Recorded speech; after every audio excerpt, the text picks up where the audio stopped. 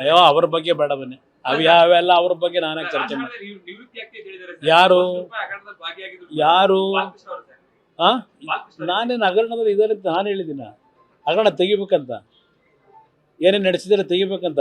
Gun ತೋರಿಸಿ ಯಾರಿಗೋ ಎದುರಿಸಿರೋದು ನೆಲಮಂಗಲ ಹತ್ರ ಬೇಕಂತ ವಿಷಯ ನನ್ನ ಹತ್ರ ಚರ್ಚೆ ಮಾಡೋದು ಅವಶ್ಯಕತೆ ಇಲ್ಲ. ಅವೆಲ್ಲ ಗೊತ್ತಿದೆ ನನಗೆಲ್ಲ, ಇವ್ರದ್ದೆಲ್ಲ ಬಂಡವಾಳಗಳು.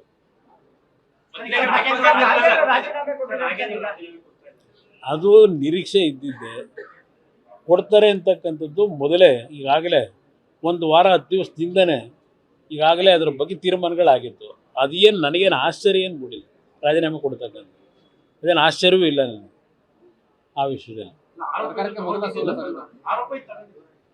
ಅದು ಅವ್ರು ಮಾಡ್ಕೊಂಡವ್ರು ನಾನು ಏನು ಮಾಡಲಿ? ಪದೇ ಪದೇ ಇಂಥ ಒಂದು ಪರಿಸ್ಥಿತಿ ಯಾತಕ್ಕೆ ನಿರ್ಮಾಣ ಮಾಡ್ಕೋಬೇಕು ನಾನು ಹೇಳ್ತಕ್ಕಂಥ. ನಾನು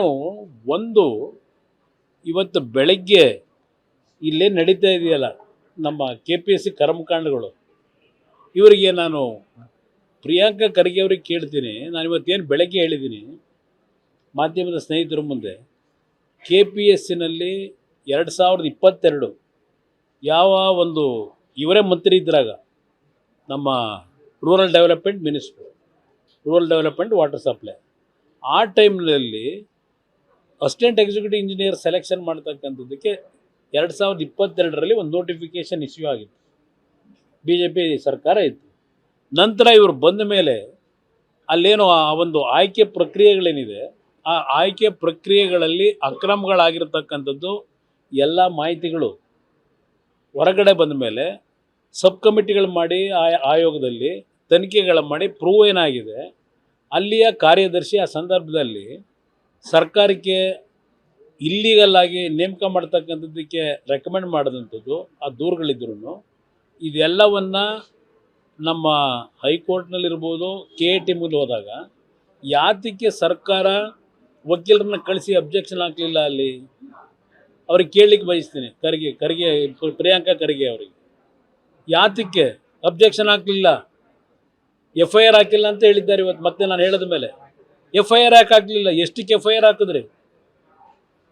ಯಾವ ಕೆಲಸಕ್ಕೆ? ದಿನ ಬೆಳಗ್ಗೆ ಎದ್ದು ಮಾತಾಡ್ತಿರಲ್ಲ, ಏನೋ ಹೇಳಿದ್ದಾರೆ. ಈಗ ನಾನು ಬೆಳಗ್ಗೆ ಅಲ್ಲಿ ಆಗಿರ್ತಕ್ಕಂಥ ವಿಷಯಗಳನ್ನು ದಾಖಲೆಗಳ ಮುಖಾಂತರ ಡೇಟ್ ವೈಸು ಯಾವ್ಯಾವ ದಿನ ಏನೇನು ತೀರ್ಮಾನಗಳು KPSCಲಿ ಆಯಿತು, ಕಾರ್ಯದರ್ಶಿ ಏನು ಇಲ್ಲಿಗಲ್ ಆಗಿ ಅದನ್ನು ಓವರ್ಟೇಕ್ ಮಾಡಿ ಓವರ್ಲುಕ್ ಮಾಡಿ KPSCಯ ಚೇರ್ಮನ್ ರುಜು ಇಲ್ಲದೆ ಇವರೇ ತೀರ್ಮಾನ ಮಾಡಿದ್ರು ಏಕಾಏಕಿ. ಕಾರ್ಯದರ್ಶಿ ಅವ್ರಿಗೇನು ಆ್ಯಕ್ಷನ್ ತೊಗೊಂಡ್ರಿ ಅದ್ರ ಮೇಲೆ ಕಳಿಸಿದ್ರಿ ಮತ್ತು ಒಳ್ಳೆ ಜಾಗ ಕೊಟ್ರಿ, ಅಷ್ಟೇ ತಾನೇ ನೀವು ಮಾಡಿರೋದು.